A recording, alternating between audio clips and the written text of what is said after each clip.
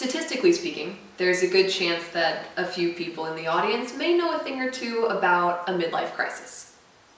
In that case, you may have sympathy for me, because I'm currently going through what I like to call late teen crisis. You see, I'm at that dreaded time of life where I'm being asked, and asking myself, what do you want to do when you grow up? The strange thing is that more so than most of my classmates, I actually have a pretty good idea of what I'd like to do with my life. The only problem is, the future I envision for myself doesn't seem to match current societal norms.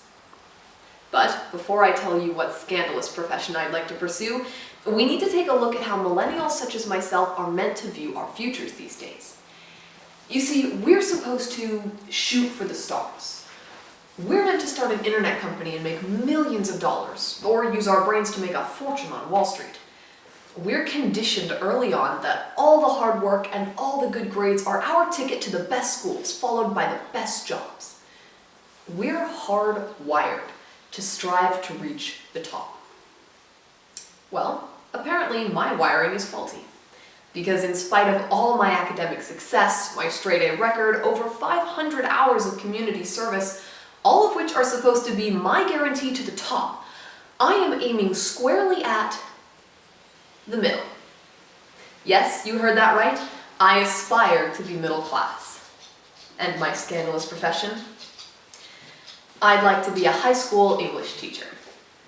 I know that's shocking, and it's been pretty rough on my parents. Their friends ask if I'm going to Harvard or Yale, but they sheepishly have to respond that because of my chosen occupation, I have to go to an affordable school, and even then it will take years to pay off my student debt.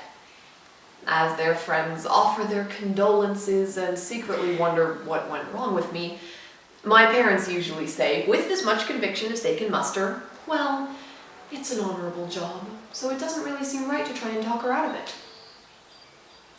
And in all honesty, there were times when I tried to talk myself out of it. But then something strange happened. One of my teachers told me I should enter a speech competition sponsored by Rotary. When I read the entry criteria and I got to the 4 questions, I had an epiphany.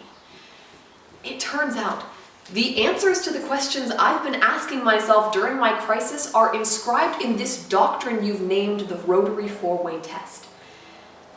Before that, society's measure of success was the only prism through which I, and apparently everyone else, had been viewing my future. Through that lens, being in the middle of anything equates to being a failure. But the Rotary test offers me a way to view a life devoted to teaching. This mindset of aiming for the middle through a more grounded, realistic filter. When I envision my future in the classroom and ask, will it be beneficial to all concerned, I can wholeheartedly answer yes based on my own experiences in the classroom. I have benefited enormously thanks to the hard work and dedication of dozens of teachers, as have generations of students before me. As a student, I have been appalled by my peers' apathy towards words and communication.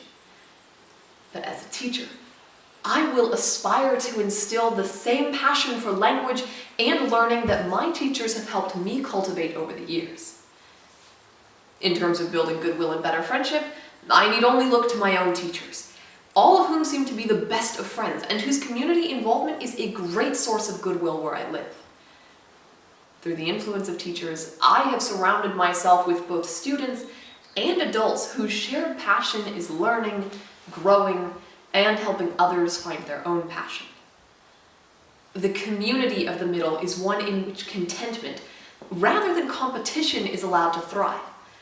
And goodwill is measured in, and prosperity is measured in goodwill rather than greatness.